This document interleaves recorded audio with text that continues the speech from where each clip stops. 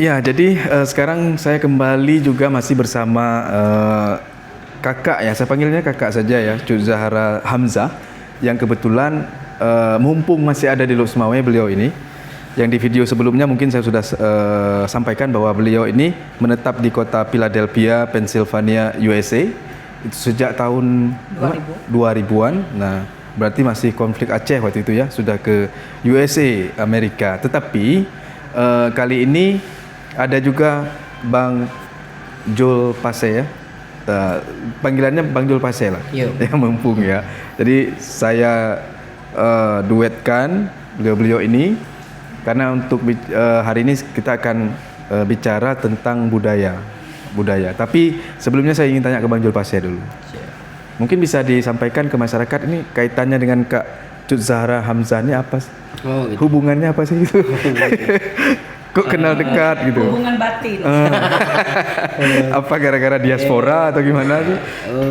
Bu Cut Zahra ini merupakan bunda saya, Cece. Cece. Oke, Cece. Mace, adik mak. Adik mak kandung. Sama-sama kami dilahirkan di Blang Pulo, Sumawe. Sama-sama, oke. Kalau begitu Bang Jul udah pernah ke Amerika?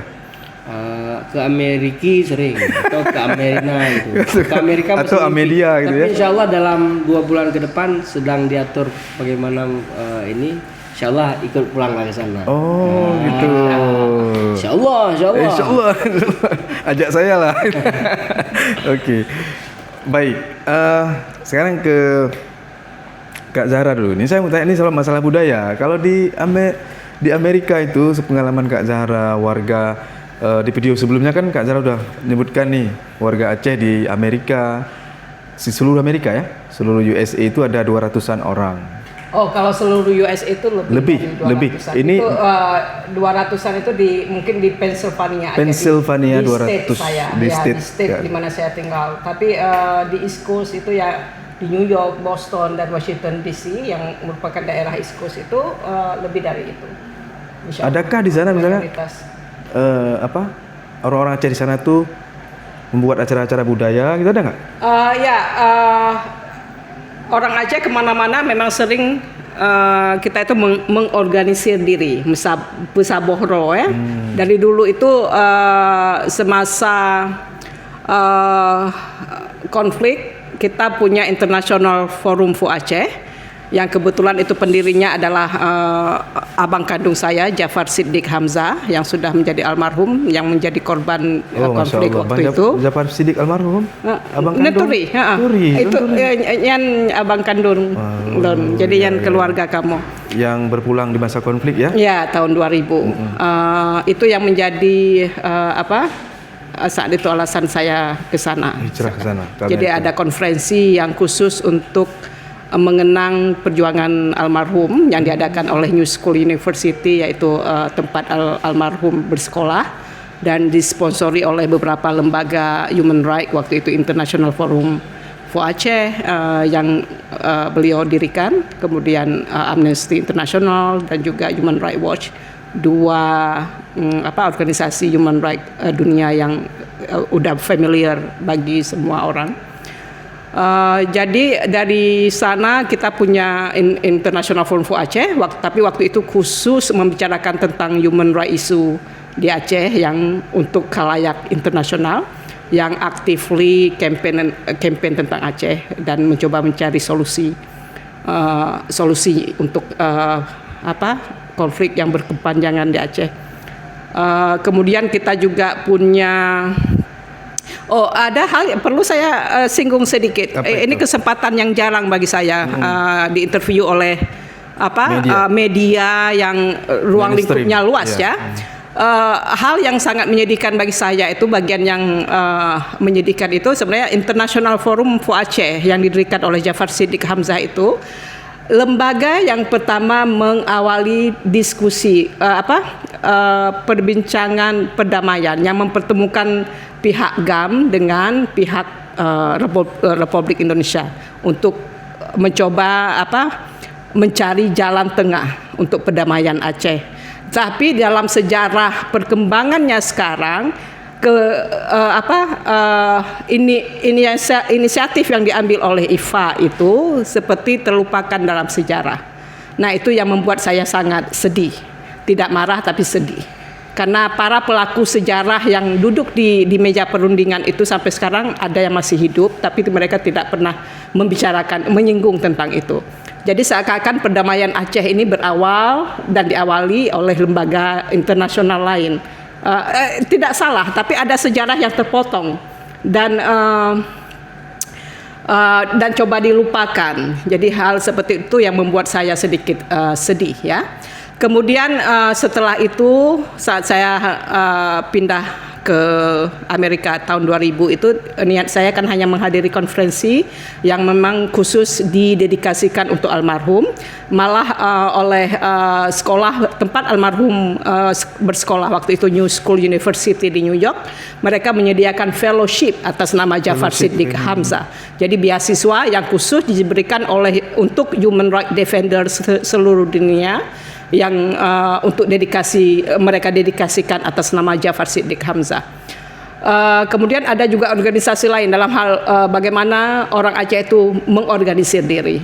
Kita juga membentuk di Amerika itu kita juga membentuk United Acehnese of America waktu itu, yang khusus itu setelah masa damai ya, yang khusus menangani atau membicarakan mencoba menjaga budaya Aceh. Nah, waktu itu anak-anak kita masih kecil, anak-anak saya masih kecil. Jadi kita mencoba memperkenalkan budaya Aceh ke anak-anak kami dan juga mencoba memperkenalkan budaya culture Aceh ke komunitas di sana, komunitas Amerika. Jadi waktu itu ada saja sumber daya manusianya ya di antara kita. Saya pernah menari waktu SMA, kita ajarkan ke anak-anak kita. Ada lagi ibu-ibu yang lain yang baru datang karena mungkin baru menikah, dibawa ke Amerika yang punya keterampilan tertentu, terutama ya bagian tarian itu yang paling gampang. Waktu itu belum ada YouTube ya. Kalau sekarang lebih gampang karena langsung belajar dari YouTube. Tapi dari dulu kita udah mencoba memperkenalkan anak-anak kita dengan budaya Aceh melalui tarian, makanan-makanan. Jadi budaya yang saya pelihara di rumah itu kalau Ramadan bohrum-rum. Nah, itu salah satu budaya yang saya tanamkan ke anak-anak. Juga bohrum-rum untuk buka puasa. Itu kebiasaan. Dan ketika lebaran timpan, itu harus tetap saya jaga. Jadi malam ya bukan hanya saya, beberapa keluarga itu tetap membuat kalau orang Indonesia umumnya kan rendang lontong. Nah, kami orang Aceh biasanya timpan itu wajib ada di rumah-rumah. Itu salah satu cara kita menghidupkan, memperkenalkan budaya kita kepada anak-anak kita yang jauh dari Nanggro, dari tempat kita berasal.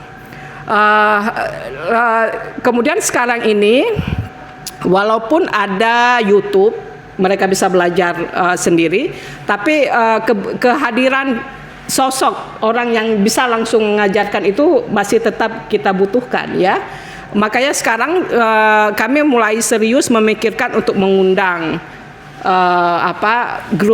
grup sanggar dari Aceh, kalau bisa mereka bisa datang dan mengajarkan itu ke sekolah-sekolah ataupun ke komunitas, memperkenalkan culture Aceh. Berarti kalau seperti itu.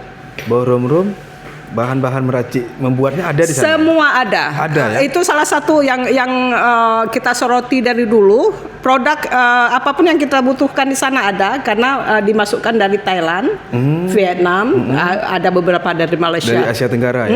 Dari Asia Tenggara. Cuma dari sekarang ada beberapa produk Indonesia. Jadi yang nggak ada itu cuma kuah prik sama asam sunti. Oh, itu yang susah. Itu yang susah. Jadi kalau saya pulang itu asam sunti dan kuah prik itu wajib untuk oleh-oleh bawa ke sana. Yap. Oke. Nah, Pak Jul, tadi berarti ini makciknya ya? Yeah. Wah, berarti rupanya keluarga Pak almarhum Jafar Siddiq. Ya. Masya Allah. Pakai doa berluah kubu ya bagi beliau Pak Jafar Siddiq. Kemudian Pak Jul melihat kalau budaya Aceh kita ini udah sampai kemana aja sih? Kalau diaspora udah pernah Oh, eksistensi. Eksistensinya Oke. udah tampil kemana saja? Ya, sejak awal ini kita bicara dalam konteks Julpasea dengan sanggarnya. Gitu. Dengan sanggarnya gitu, Oke. budaya. Seperti yang pernah saya sampaikan di beberapa pertemuan dengan RRI ya, bahwa sanggar kami itu yang kalau dulu ada sanggar seni Selawut itu, alhamdulillah dengan biaya yang barangkali hanya sedikit, tapi alhamdulillah sudah beberapa negara sudah pernah berkunjung ke sana. Itu Negara pernah apa sampai saja? ada di tahun, saya lupa tahunnya, sanggar seni Selawut itu sudah tampil di Cina, sudah tampil di Turki, bahkan sudah pernah tampil di Hawaii itu. Cuma saya lupa tahunnya tahun berapa. Itu setelah tsunami, setelah perdamaian. Nah, kemudian setelah dari Sanggar Seni Selawut, saya mendirikan Sanggar Genta Aceh Community di Kota Loksmawe. Juga pernah dulu ada Genta Pase yang memang sifatnya tampilnya itu sering di daerah dan bahkan beberapa kali di provinsi. Kemudian juga tergabung di Sanggar Pocong Merainsen. Nah, di Sanggar Pocong Merainsen alhamdulillah setiap tahun kita meramaikan event-event yang ada di Asia Tenggara, di Malaysia dan sekitarnya, dan yang kategorinya serumpun Melayu karena sedang digalakkan kegiatan-kegiatan serumpun Melayu. Serumpun Melayu. Ya. Termasuk yang terakhir juga ada yang di Sumatera gitu. Selain Sanggar Seni Selawut tadi, selain Sanggar Genta Aceh Community, juga ada Pocong Merainsen. Saya juga aktif bersama Sanggar Syekh Jamal Jud, Sanggar Sedati. Terakhir kita sudah pernah tampil di Bali dalam kegiatan sosialisasi dan promosi Aceh, promosi UMKM Aceh waktu itu. Juga tampil di Thailand, tampil di Thailand dengan apa yang kita miliki gitu. Waktu itu kita hanya punya 2 tarian waktu itu dan kami suguhkan di sana, dan alhamdulillah antusias masyarakat luar terhadap budaya Aceh itu sangat luar biasa. Luar biasa ya di luar ya. Sangat luar biasa. Maka saya sayangkan ketika kitanya orang yang memelihara dan melestarikan ini,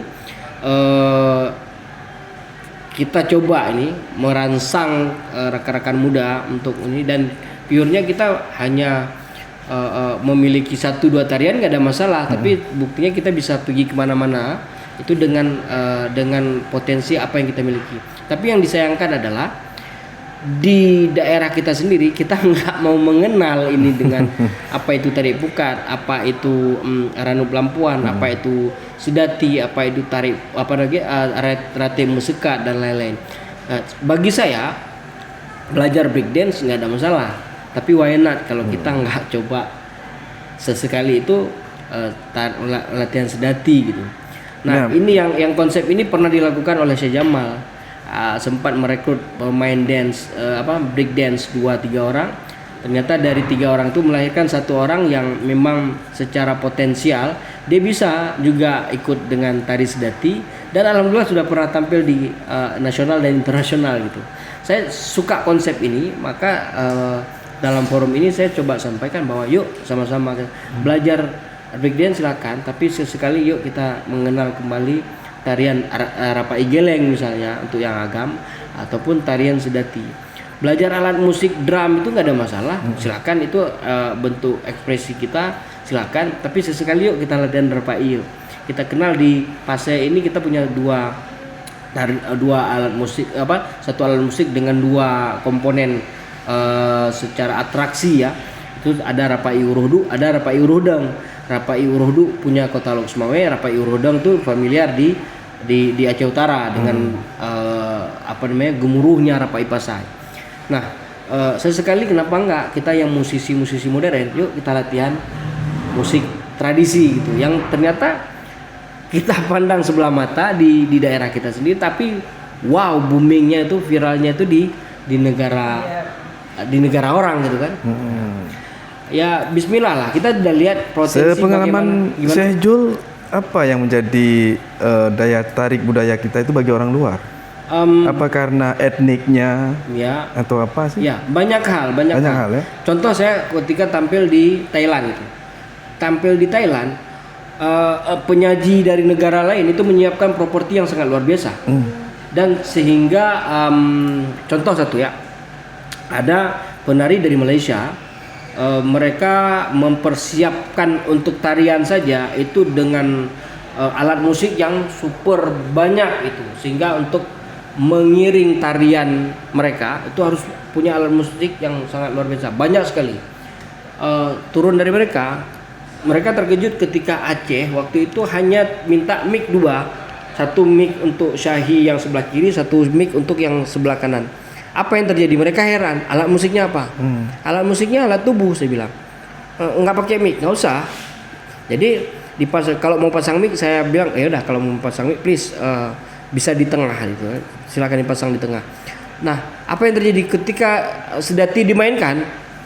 Justru mereka takjubnya ketika pukulan dada itu prak, disambut sama rakannya itu. Ternyata alat musiknya adalah alat musik anggota tubuh. Sangat luar biasa. Kemudian ketip jaro. Ketip tak tak tak tak tak tak tak tak tak tak tak. Justru buat mereka ya nggak kebayang ya, alat musik itu lahir dari anggota tubuh, dan anggota tubuh ternyata menghasilkan musik yang sangat luar biasa. Lagi-lagi ketika kaki dihentakkan di panggung, ternyata itu punya ritme yang sangat luar biasa. Jadi ketep jaro, hayak kaki, rentak kaki, juga pukulan dada justru mengalahkan alat musik yang disajikan sebelumnya itu. Jadi begitu kita turun, mereka peluk kita. Dari mana kalian belajar ini? Kami hanya menjawab, this is our traditional dance, dan ini adalah sebuah warisan yang dititipkan oleh para leluhur untuk kami, endatu kami gitu. Mereka sangat suka nih. Belum lagi dengan Rapai. Saya di sesi promosi itu, yang lain, stand lain itu punya alat musik yang sangat luar biasa dengan pasang sound dan lain-lain. Saya enggak, cukup dengan hanya Rapai, saya menghikayat dengan bismillah preng dengan satu Rapai mengundang hampir semua stand negara-negara lain itu untuk berkunjung ke stand Aceh. Assalamualaikum. Mereka apa ini? Datang. Ya kalau di tempat kita barangkali urung kaubat. Kita jual Aceh. Maksud dalam tanda kutip kita menjual menyajikan, mempresentasikan nilai budaya yang dikandung oleh Aceh, kita presentasikan di masyarakat, dan antusiasnya sangat luar biasa. Mudah-mudahan ini menjadi inspirasi buat kawan-kawan sekalian, yang siapapun yang mendengar, siapapun yang menyaksikan, bahwa kita yang orang Aceh nah ada rawat tamerno tagap hana masalah, tapi benaci tamerno ada rawat ini sebagai simbol jati diri kita untuk kita dan untuk mengenalkan Aceh di mancanegara barangkali. Syekh Zul kan dulu pelaku seni pertamanya ya, penari lah gitu ya, penari tarian gitu ya. Lalu kemudian penyanyi juga. Sekarang ke dosen kan? Iya. Banyak jabatan beliau nih ya, masih ya. Dulu penari, setelah menari kita bertanggung jawab melestarikan. Jadi saya ambil sebagai pelatih. Setelah menari, kemudian sekarang melatih. Kemudian ya menyanyi juga berbarengan, karena kan dalam konteks tarian Aceh itu ada penyairnya kan, ada syahinya. Sedati punya syahinya. Tarian liko ada syahinya. Rapai geleng ada syahinya. Maka saya ambil peran sebagai penyair, sebagai syahinya di situ. Sehingga sekarang bertanggung jawab bagaimana kajit itu, bagaimana kita mengajar dan melatih kawan-kawan lain untuk bisa juga menjadi bagian regenerasi. Berarti menurut Syekh Zul ini bisa jadi lost generasi terhadap regenerasi dari pelaku budaya tadi atau pelaku seni tradisional. Iya, bisa saja lost. Bisa saja. Ya, kalau semua pihak tidak mempedulikan ini, bisa suatu hari kita kehilangan generasi yang tidak tahu menahu tentang culture kita itu. Nah, di sana itu ada beberapa tahun lalu saya dan suami yang memang juga orang Aceh membantu salah satu profesor di salah satu universitas terkemuka di Philadelphia, itu UPenn, University of Pennsylvania. Itu dia profesor bahasa yang membuat buku.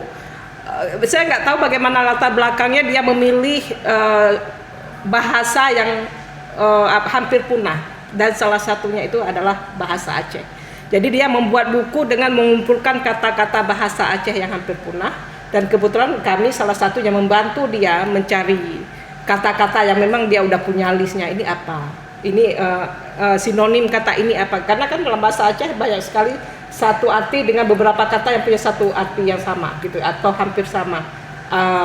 Kata yang satu kata yang artinya berbeda dengan intonasi yang berbeda, ya seperti itu. Jadi itu salah satu juga. Bukan hanya tari-tarian tapi juga bahasa. Otawa kena orang Malem itu bahasa Aceh. Padahal nyan bahasa Tanyo kan. Padahal di Jadi luar. itu salah satu keprihatinan kami di rantau juga. Jadi kalau di Amerika itu banyak orang yang urung di Aceh hanam tu bahasa Aceh, tapi terus Amerika gemuruno bahasa Aceh. Harus menutup bahasa Aceh. Dan ironinya begini Bang. Ya. Ironinya gini, ketika Bunda sesekali bawa pulang anaknya yang dari Amerika. Amerika kemari, ditanya, "Gi bahasa Aceh?" Kan? Pakai pun bahasa Aceh. Ya. Saya balik tanya, "Iron pu bahasa apa? Bahasa Indonesia." Jadi lagi-lagi kita mau sampaikan bahwa enggak salah mengajarkan anak dan membudayakan anak belajar bahasa Indonesia, itu bahasa negara. Tapi juga betul bahasa nek itu budaya bahasa Aceh. Okay. Dan kurang lebih ada demikian. Kalau yang tadi Bang Den tanya apa lost generation, banyak yang udah terjadi nih Bang Den. Oke, Aceh ya, Aceh Utara ya. Banyak udah terjadi ya. Aceh Utara kita punya sebuah atraksi yang sangat luar biasa, itu mop ya. Siapa yang mainkan? Setelah Syekh almarhum, sekarang siapa yang mainkan? Nggak ada lagi kan. Mop itu sebuah atraksi tarian yang menyajikan sebuah drama. Lagi dongeng mana nih? Drama bercerita dia. Diperankan dulu. Drama itu lagi hikayat, syair. Beda. Kalau mop itu dia pegang biola bercerita, kemudian diperankan oleh ada satu orang yang berperan sebagai urineng, ada satu orang berperan sebagai laki-laki. Dia mempraktekkan, enggak beda lagi. Itu sudah punah berarti. Itu punya sudah punah. Udah tidak ada lagi yang memerankan. Kalau ditanya tadi lost generation, akan terjadi kalau semua tidak mengambil peran. Satu. Mop satu. Okay. Yang kedua, menghikayat yang barusan disampaikan. Orang bilang sekarang PMTOH, walaupun sebetulnya PMTOH itu bukan jenis apa ya? Bukan jenis karakter yang dibangun. Iya, karakter karena Tunku Adenan waktu itu sering Adenan PMTOH sering menceritakan tentang perjalanan dia naik PMTOH. Sehingga orang yang Tunku Adenan PMTOH karena saking ceritaan urang tayo kan galak plek-plek menan saya berhaba. Tunku ada Tunku Rasidin. Karena sering nyanyi lagu Jenjo, Tunku Rasidin Jenjo. Gitu. Pelebelan seperti itu. Ya, nah, menghikayat tadi Dang Daria punah. Menghikayat yang Belang Daria itu jenis seni yang dimainkan oleh Tunku Adenan tadi. Assalamualaikum warahmatullah. Gudu dumpreng dia pukul apa ini tadi. Nah, ini lost generation betul karena nggak apa. Dalam event-event tidak pernah ditawarkan lagi mereka untuk penampilan, sehingga berarti yang ada sekarang masih tarian-tarian gitu aja. Iya, tarian-tarian aja. Yang eksis tarian dan musik kan? Dan musik ya. Kita harapkan juga bahwa banyak loh kalau kita mau gali, ini potensinya sangat luar biasa, dan bagaimana kita ini mengemas. Saya rasa rekan-rekan seniman banyak yang mau berbuat, tapi barangkali kurang diberikan fasilitas, kurang dipercayai. Dan waktu saya masih di Kak Zahra, sebentar. Mau cerita apa Kak Zahra? Enggak, yang untuk hikayatnya waktu saya di Jakarta ada satu orang Aceh, Agus. Ya, Agus Nur Akmal. Agus Nur Akmal. Ya. Saya kenal dekat dengan beliau. Yang mencoba. Cuma bedanya Bang Agus Nur Akmal karena beliau sudah lama di Jakarta dan media audiensnya adalah orang di Jakarta. beliau menyuarakan tentang Aceh, bercerita Dalam tentang bahasa Aceh dalam bahasa Indonesia. Indonesia. Oke. Pada suatu hari kami pergi merantau, greng diambil apa ya? Bahasa Indonesia. Kalau kita di Aceh, bata baura kamu ugle. Nah, kan? Ya. Ah. Beda bahasa. Kita mengharapkan suatu saat kita bercerita, before going on my speaking, let's pray to Allah who has given us mercy and blessing until we can meet together at this place today. Gitu kan, bahasa Inggris atau sekali bahasa Arab gitu kan. Nah, ladies and gentlemen, raya perut ngen yang penuh wangi gitu kan. Kalau bahasa Arab, hadanallah. Suatu saat bisa jadi demikian. Iya. Oke, kalau Kak Zahra lihat ini apa namanya? Di penduduk Amerika ini ya, yang mereka memandang kita gimana sih ininya dalam pergaulan sehari-hari gitu? Memandang kita gimana? Maksudnya melihat kita itu, kalau yang selama ini kan lihat kita itu kan agak dipandang inilah ya, di bawah mereka lah gitu ya. Isu yang berkembang di sini, rasisme dan itu. Enggak juga ya, mungkin beda dengan Enggak juga. karena di sana kan orang menilai, kalau saya bilang sotanyo yang sotanyo, ya kan orang personal judgementnya itu ya tergantung kitanya gimana. Kalau di sana itu kan kebetulan kota tempat saya tinggal itu sangat majemuk, banyak Asia juga. Majemuk. Sangat bercampur ya. Plural, sangat plural. Banyak orang Asia, ada Vietnam, ada Thailand, ada pokoknya banyak ya. Kemudian juga banyak dari Amerika Latin seperti negara-negara yang di border itu yang menjadi masalah untuk isu imigran sekarang dengan presiden baru sekarang ya. Dia mencoba mengecilkan jumlah imigran undocumented, imigran yang dianggap tidak legal berada di Amerika, yang mereka anggap mengganggu, tidak membayar pajak karena mereka undocumented kan, income-nya di under table ya, income yang tidak tercatat, jadi tidak membayar pajak. Itu yang mereka anggap merugikan negara. Nah, itu salah satu alasan mereka memperketat undang-undang imigrannya untuk sekarang selama Trump ya, selama presiden baru.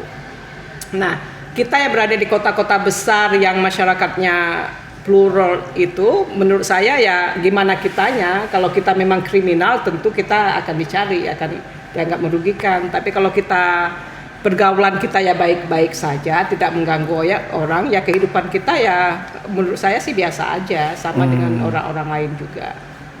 Jadi gimana circle kita lah istilahnya ya. Gimana circle ya. Saya punya video, satu rekaman di salah satu kota di Amerika. Sebentar ya, coba saya buka. Apa, zombie?